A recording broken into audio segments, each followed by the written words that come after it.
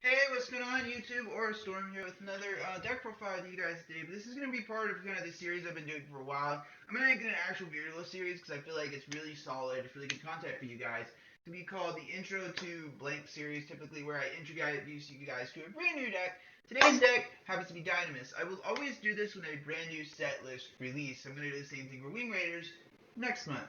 So anyway, guys, the first thing I'm going to talk about is obviously it's a brand new deck. Dinomists are a water attribute machine pendulum deck. Most the decks happens to be all the monsters are scale 3, scale 6. They have the scale 3s protect you from destruction, and the scale 6s protect you from targeting by destroying themselves. Obviously, they protect Dynamist monsters. Only obviously it'd be stupid if they were generic. But that's and by being water machines, there's a lot of really good support out there. Cards like Limiter Removal, cards like Abyss Dweller, cards like Cyber Dragon Infinity work wonders in this deck. But anyway, first I'm going to talk about card choices and explain why I don't play certain cards. First I'm going to talk about Stegosaur. Stegosaur is by far the worst Dynamis monster. The effect of Stegosaur, if you don't know, is when another pendulum monster you control battles an opponent's monster, destroy both monsters at a damage calc. Not very good because it has to be another monster. It can't be itself, and it's not that good. I feel like it's probably by far the worst. Every other monster is better. Now it is a level 4, so you're kind of missing out, but that's why the Luster engine is here. So these are a couple cards that are coming out in Shining Victories, much like Ignites and Magispectors. This deck is getting a little small wave of support in the following set. So if you don't know what Spynos does, Spynos' effect is you contribute one other Dynamis monster, then activate one of these effects. This card can attack your opponent directly this turn.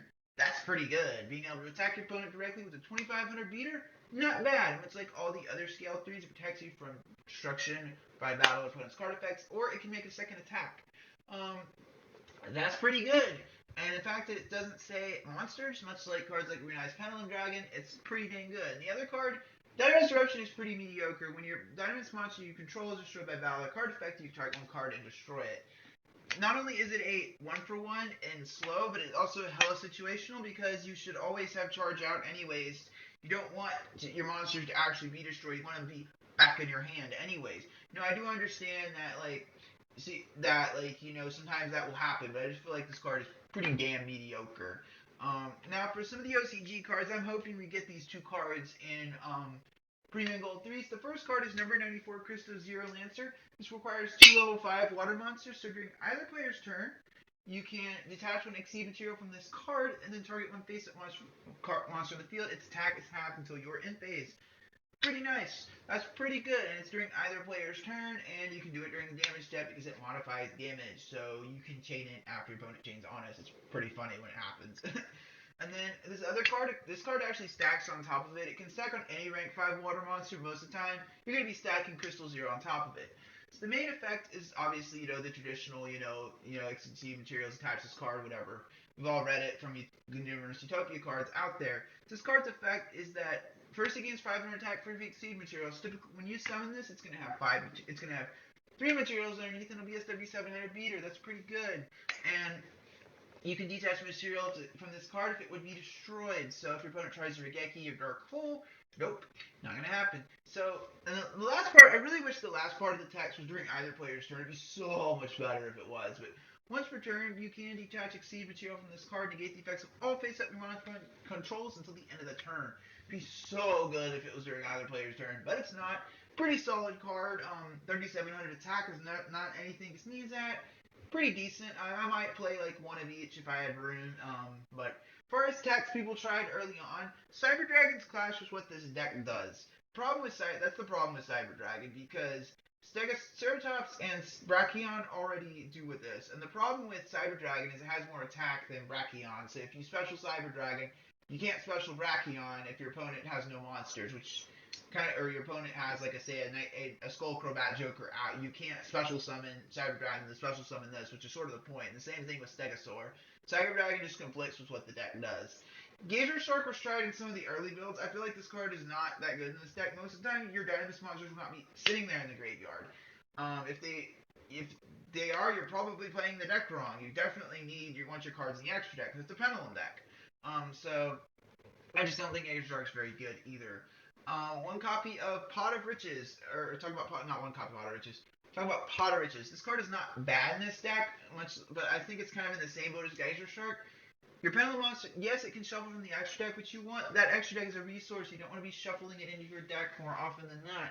Pot of Riches is there to shuffle your graveyard back, not your extra deck, more often than not, unless you're just in a really bad position. One copy of Ignite. Now, no, I was thinking of copies. What am I thinking? Ignite Reload is not a bad card in this deck. If you don't know what Ignite Reload does, it can reveal any number of Pendulum monsters from your hand and shuffle them into the deck. Then draw E cards equal to that +1, but you can't draw cards past the turn after this card resolves. It is a quick play, so you can chain it on your opponent's turn, which is pretty neat.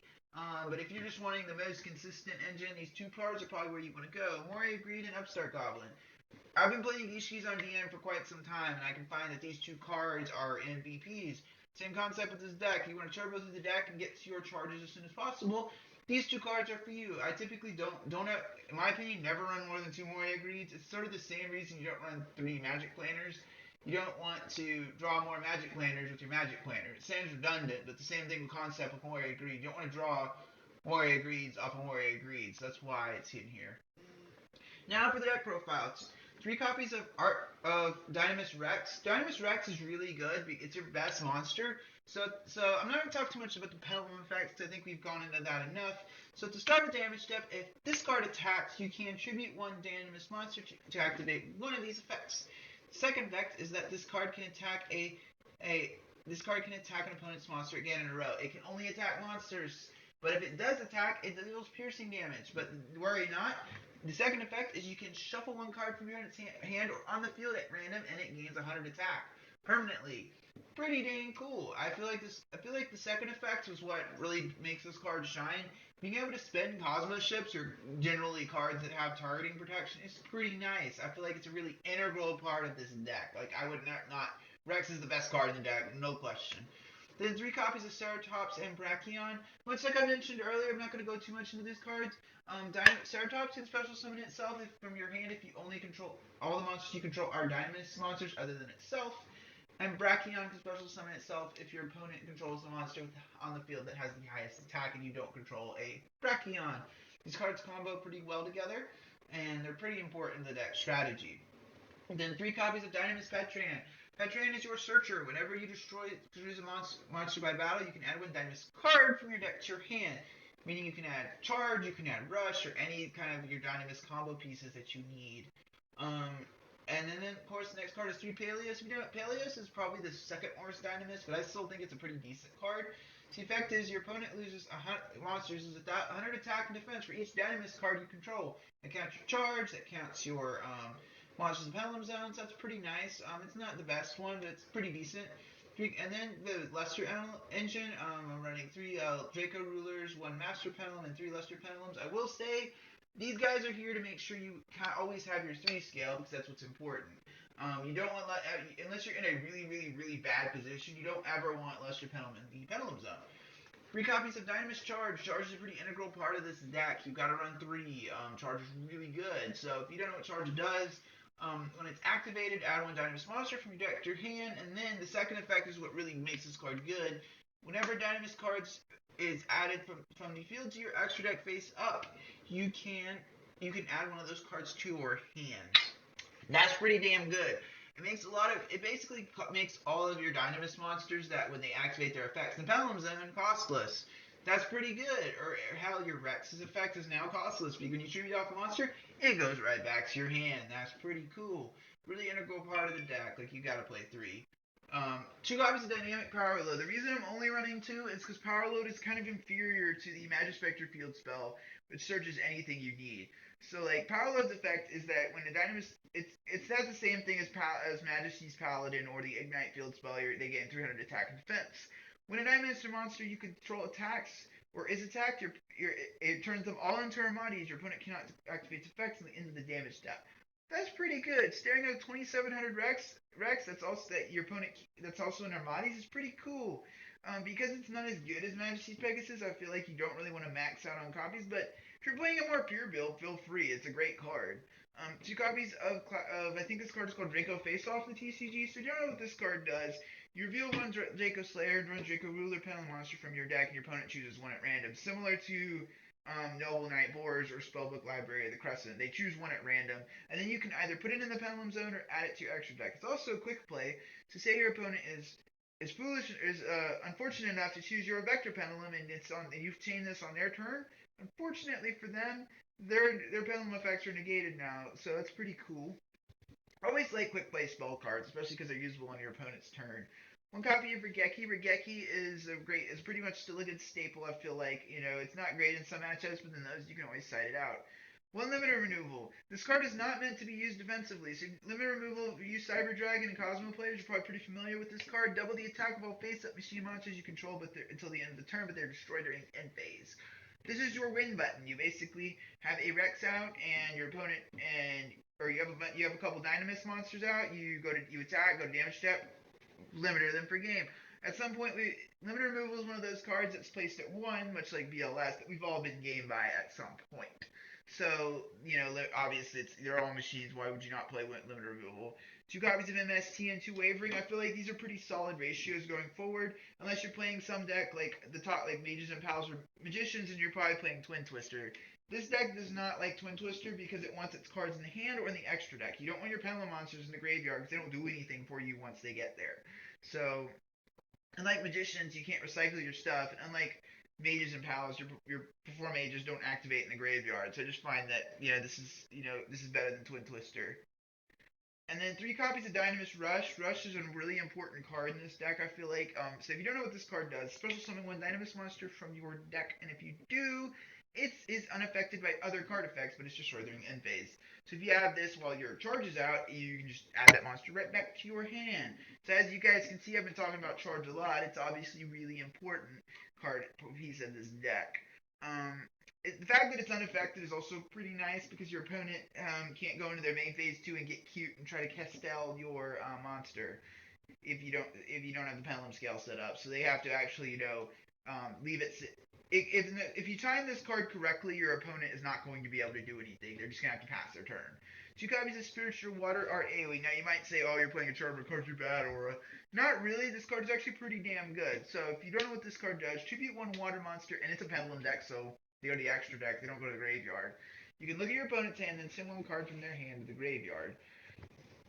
It's a really good card because when you have charge out, it puts the monster right back in your hand. So essentially, it's costless. And looking at your opponent's hand and then sending a card from their hand to the graveyard is not that bad, especially in a format where we're headed for where it's going to be Mages and Pals pretty much across the board. Most of the decks don't like their pendulum monsters to go into the graveyard, so a real-time AoE can win you the game, much like Mind Crush. Then for the extra deck, 2 Ignisters. I never find myself needing the 3rd Ignister, because if I'm dropping multiple Ignisters, I should have won at that point. I feel like if I have 2 Ignisters out, I've won the game, so Ignisters are really good cards, especially in a pendulum-based format, because you can just blow up their scales and then spin a card. So you can get rid of their scales for free. So that's pretty nice. Then 1 copy of the new Fusion. So the Fusion is a contact fusion, meaning you don't have to use Poly, obviously. So you basically contact fuse with a Draco Slayer and a Pendulum monster. This first effect of this, an Ignister grabs from the deck, and then all these Draco Slayer extra deck monsters grabbed from 1 location. The Dynamist one actually grabs them from the graveyard. But the cool thing about this card is it also protects your Pendulum scales and your Pendulum monsters from being destroyed by battle or card effects while it's out. So your opponent's going to have to get this off the board before they actually go into their before they actually get your scale completely cleared off. So that's really nice. If they're going to destroy it, of course, they can still Ignister it while this thing is out. 1 copy of Magister Paladin. I never find myself needing more than 1 Paladin. If you're playing Mages and Pals, I guess there might be a time where you need the second one. But I just don't find myself needing the second one in a majority of my Pendulum decks. 2 copies of Cyber Dragon, Nova, and Infinity. I know a lot of you guys are like, oh, it's Infinity on deck. Not exactly, but you'd be foolish not to play the card. It's sort of like not playing Darklaw on Heroes. Like, it's kind of like foolish not to play the card that wins games, and Cyber Dragon Infinity can win games on its own. So, and then similar thing with Artifact Durandal. Durandal's a pretty similar card because it can negate when your opponent's monster effect is on the field is activated or a normal spell trap card. You can detach one exceed material and it becomes a destroy 1 spell trap your opponent controls. That's pretty nice. It can also shuffle your opponent's, reshuffle both players' hands into the deck, so it can kind of disrupt your opponent as in that way as well. It's pretty nice. They want Volcasaurus. Most of you guys are pretty familiar with Volcasaurus. Blow up a monster, burn them for damage, and stack a Gaia Dragon on top of it. Pretty self-explanatory. Then 2 copies of Dweller. I'm gonna talk a little bit about Dweller because Dweller, since you're playing an entire water deck, you want to play 2 Dwellers because they stack, they buff all your water monsters by 500 while it has material underneath it, that's water. So your Rex goes up to 2,900, and with the field spell, that's a 3,200 Armades. That's pretty damn good. Dweller also is really good in a Cosmo matchup. It's not terrible against mages and pals. It does turn off their jugglers and their Trick Clown, but that's not going to be enough against them for obvious reasons. Then 101 and 1 Castel, these are kind of obvious staples. You know, you guys have seen them in a majority of my deck profile. So, anyway, guys, as always, I'd like to thank you guys for watching the video today. Stay tuned later this week. I will be profiling Buster Blader and Shiranai, so stay tuned for that. So, anyway, guys, as always, I thank you guys for watching. So, Orstorm, signing out.